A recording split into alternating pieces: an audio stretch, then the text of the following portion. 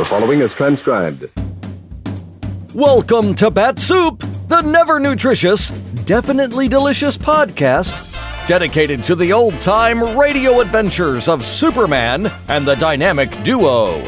Buckle your utility belts for lots of impatient pacing, plenty of evasive replies, and justifiable paranoia galore. Before we get to today's adventure, let's pause for this important message. We've been getting your letters, gang, and the verdict is in. Everyone is loving these new and improved Bat-Supers membership kits. What with the old standby items from the original membership kits, plus all the new stuff like the handy guides on electronics and using high voltage to wire the Batcave. But one thing we're seeing over and over is the question, what's the Petri dish for? Well, fellows and girls, that little Petri dish is part of a great big surprise. Now, we're not going to spoil it for you just yet, but we do want to commend you, that means to give you lots of kudos, gang, on your keen observation skills and your inquisitive natures. That means your natural curiosity. We'll also give you a little advice. You might want to clear off a spot on your bedside table to put that little Petri dish, because coming soon to specially marked cans of never nutritious, definitely delicious Bat-Supe, there might be a little something you'll want to put into that little dish. Yes, sir. Having a top-flight military contractor, codenamed Slingshot, providing our new swell prizes means that you'll be getting some really high-level stuff, gang, as if you couldn't already tell in our nifty new Bat-Supers membership kits. Remember, all you have to do to get one is either fill out and mail in the forms under the labels of Bat-Supe, or pop into your local police department and get one there while supplies last. Bat-Supe, available wherever fine podcasts are sold. Sometimes a problem isn't what you think it is.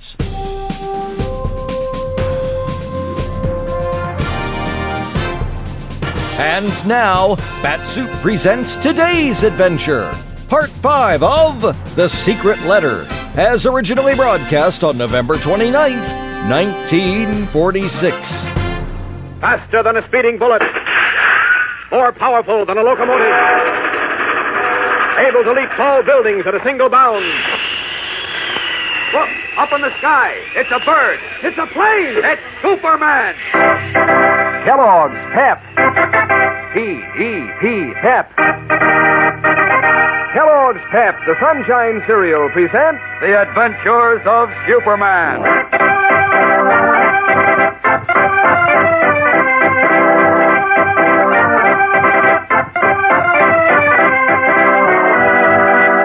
Today, as Superman continues to search for the letter revealing his double identity, he unwittingly places a friend's life in jeopardy.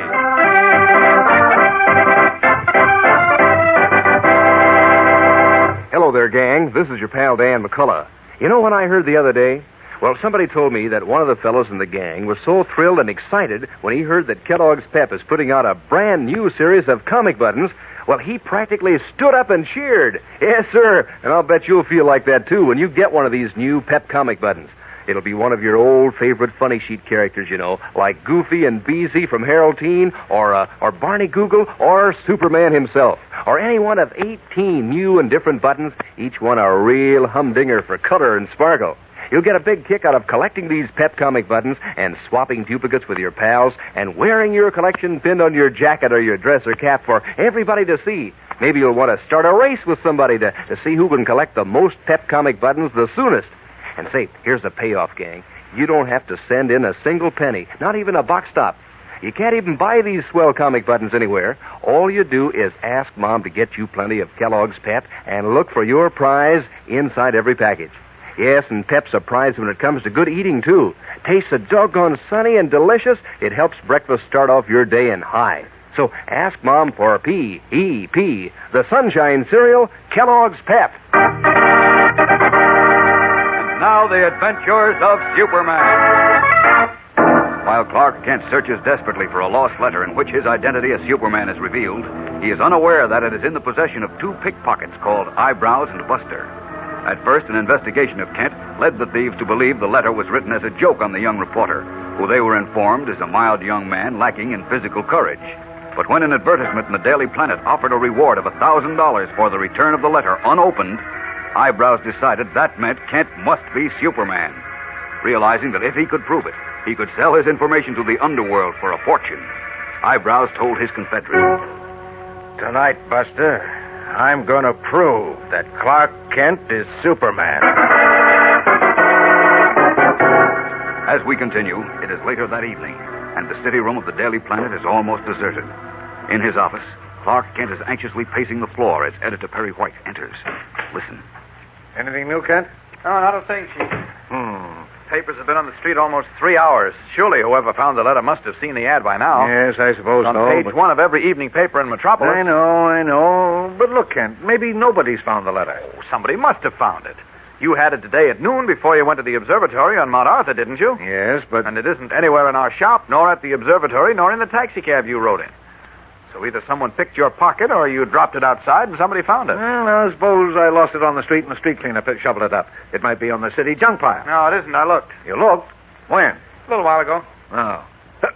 Say, what are you talking about? Huh? It would take you a month to go through that 5 acres of trash on the city heap. Don't be silly. Silly? Wait, you... I'm sorry. You... I'm sorry, Chief. I'm sorry. I don't mean to be insulting. It's just that I'm very worried. I was hoping that ad would bring results so that the police or Candy Myers or maybe Batman would turn up something, but I'm starting to think I'm out of luck.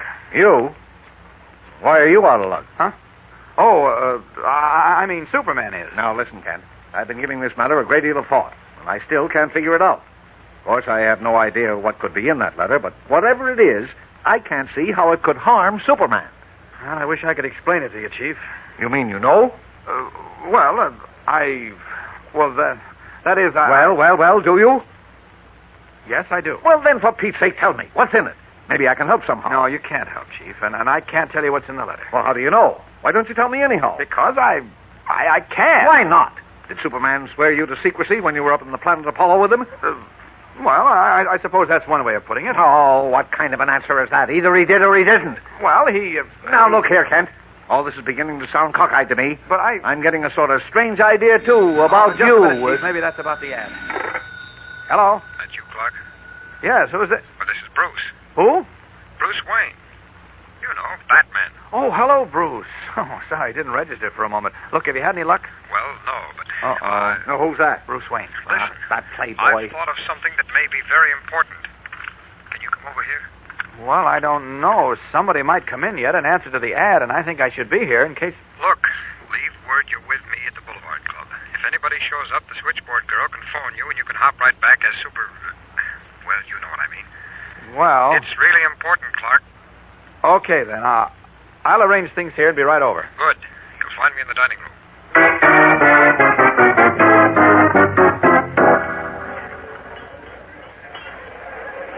Why don't you order something, Clark? You probably haven't eaten all day. Well, as a matter of fact, I haven't, but I don't feel much like eating. I'm too worried. I know, but just the same, you should eat. I'll order No, something. please, Bruce. No, I haven't time. Just tell me what you wanted to see me about. Okay, here it is.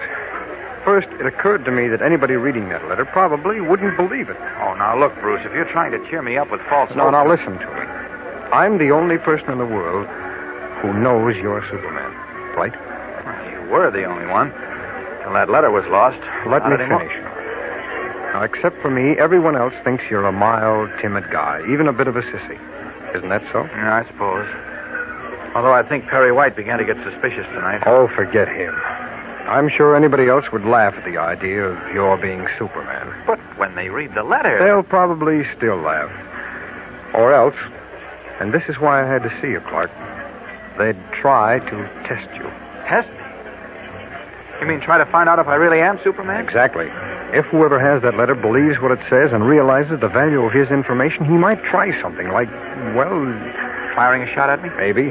Or pushing you out of a high window or something like that. Yeah. The important thing is that until we find that letter, I think you've got to be on your guard every second. You're right, Bruce. How can I protect myself? Suppose somebody walks up behind me and fires a shot at my back. bullet will bounce off me and he'll know the truth. Oh, yes, that's right. Well, there's only one thing I can think of to do. What's that? Somebody's got to be with you every minute. Huh? Keep his eyes open and help you cover up in case anything happens. And that can only be yours truly. Oh, I hate to ask you to do that, Bruce. Oh, now forget it. It's vitally important that your identity as Superman remains a secret. I know, but... Besides, I know that you'd do as much for me if my identity as Batman were threatened. Now, wouldn't you? Well, yes, of course. Okay, then it's settled. Now, what are your plans? Where are you going from here? I'm going to the office and see if anyone came in about that ad and then go home. Mm-hmm. I want to think this thing out some more. Okay, you call your office. I'll settle my dinner check and meet you out in the lobby. Right. As Clark Kent and Batman leave the Boulevard Club to go the short distance to Kent's apartment, two skulking figures drop from the fire escape on Kent's apartment house into the dark alley. Swiftly, they scuttle across the street, where they crouch in the dark shadows of a church overlooking Kent's building. 1, 2, 3, 4, 5, 6. Yeah. That's Kent's apartment up there, Buster, see? Those windows in the 6th floor corner. I don't like this, Eyebrows. Supposing he can tell we was up there. How's he gonna tell? Well, we might have left something. No. I made sure we didn't leave anything. Not even a fingerprint. But I kept my gloves on the whole time I worked. Now, remember, as soon as we see Kent's lights go on, you beat it to that drugstore in the corner. Call him up. And when he picks up the phone to answer, we'll know if he's Superman or not. How we know? How? Didn't I explain it to you, stupid? The telephone receiver will blow up in his face. Holy smokes. Nothing happens to Kent, we'll know he's Superman. And you and I won't have to pick another pocket as long as we live. We'll be millionaires. But suppose he ain't Superman. Well, and it's too bad. Because when he picks up the receiver, he won't even be Kent anymore. He'll just be a lot of little pieces. Jeepers, that'll be murder. Yeah, I don't like that part of it myself. But you gotta take big chances for $1 million. Look at Eyebrows. Let's not go through with this. Let's sneak up there again and take the soup out of the phone. Come on. You nuts, Buster. Nah, look. We've been doing okay. Maybe we ain't rich, but we've been eating pretty regular and not getting caught and sent up too often. Why should we take a chance like this and maybe wind up in the hot seat? Don't worry. We're not winding up in any hot seat. We might. Look, listen to me, Now, Eyebrows. look, this is a chance in a lifetime, a chance to hit the jackpot. Now, shut up. Keep your eyes on Kent's windows. But Eyebrows, look, Wait. Look. What? Kent's lights just went on. Oh, yeah, I see it. All right, go on. Beat it. Get over to that drugstore and call him up. But- Get going, I said. I'll stay here till I hear the explosion. Then I'll meet you back at the hotel. Go on, hurry up. Okay, Eyebrows. I sure hope this works out like you say.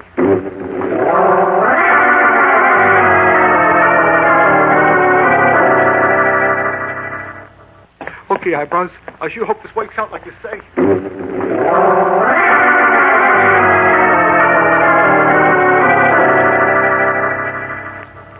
Sit down and relax, Bruce. I'll call the office and see if anybody showed up about the letter. But you called just a minute ago from the drugstore on the corner, Clark. I know, but there And might have... Jim said he'd call you here the moment anyone showed up. So you relax. You've got to keep your wits about you, you know. Yeah, I know. Well, maybe I'll change my shirt first. What for? Where are you going? I'm going to wait here an hour or two and then go out again. Be with you in a moment. Okay, take your time. Well, that may be Jim now. There we are. I'll answer it. Taking but one step to the telephone on the table, Bruce Wayne, who is really the famous Batman, reaches for the receiver, in which is set a trap that means certain death for anyone in the world but Superman. We'll know what happens in a moment when we return for the startling climax of today's episode. So stand by. You know, gang, there's certainly been a load of excitement around these last couple of weeks, ever since I broke the news about that new series of comic buttons Kellogg's Pep is putting out. All the fellows and girls in the gang are getting set to collect all 18 of these new comic strip characters. Better get going on your collection, too, because you won't want to miss out on the fun. First, it's a thrill to see which button you find every time you open a new package of Kellogg's Pep. Maybe it's a funny paper character that you don't have yet, like the Little Moose, or maybe Brenda Starr, or Superman himself. Or if it's a duplicate, then it's fun to find out which one of your pals has a different button that you can swap with him. So how about asking Mom right now to get you plenty of that Sunshine cereal, Kellogg's Pep? That's how easy it is to get these comic buttons. You don't send in any money, not even a box stop. And you can't buy them anywhere, but you'll find one in every package of Kellogg's Pep. That's Pep, the Sunshine cereal, you know. Pep, the whole wheat flakes with a come-on flavor for breakfast, so golden toasted and crisp that, well, you practically can't resist them. Pep's good for you, too. Sure, Mom knows that. So remind her to stock up on P-E-P, the Sunshine cereal, Kellogg's Pep. Unaware that the receiver of Clark Kent's telephone has been transformed by eyebrows into a deadly booby trap, Bruce Wayne, who is really the famous Batman, is about to remove the receiver to answer a call when Clark Kent, halfway across the room, shouts, Drop that phone, Bruce. What? Drop it, I said. It's loaded with nitroglycerin.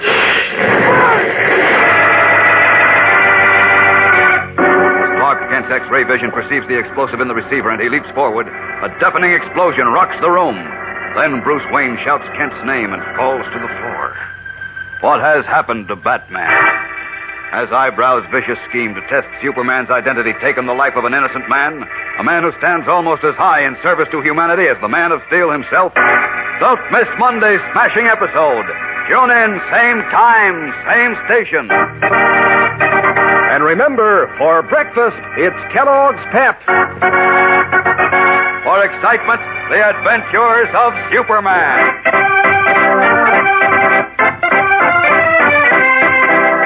Superman is a copyrighted feature appearing in Superman DC comic magazines and is brought to you Monday through Friday at the same time by Kellogg's Pep, the Sunshine cereal. Think of the wonderful toasty things that taste good on a frosty morning, and you think of something crisp, crunchy, crinkly. Crumbles, sure, there's that name again, slips in every time. Crumbles, Kellogg's Crumbles. Just seems to go with words like crisp and crunchy. It's such a toasty kind of cereal, sort of sweet and mellow rich. And you know, it's the only cereal in the whole wide world made in those little crinkly shreds of good whole wheat. So when you think of good-tasting words like crisp, crunchy, crinkly, that means crumbles for breakfast, Kellogg's Crumbles. And be sure to be with us on Monday for the thrilling adventures of Superman. This is the Mutual Broadcasting System. That was part 5 of The Secret Letter from the Adventures of Superman. Thank you for listening. Never miss an episode of Bat-Supe by subscribing on your favorite podcatcher. Bat-Supe, a proud member of the Moonlight Audio Theater family of podcasts, is also available on YouTube and Facebook. Why not surf in and give us a like? And we'll soon be heard as part of the Mutual Audio Network's Saturday Story Circle. Learn more at bat-supe.podbean.com. Well, that'll wrap things up for this episode of Bat-Supe. But be sure to tune in next time when you'll hear Clark Kent say, I'm going to police headquarters. This might be bad news.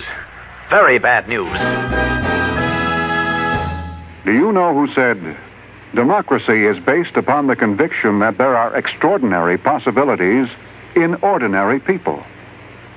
Those words came from the American religious leader, Harry Emerson Fosdick.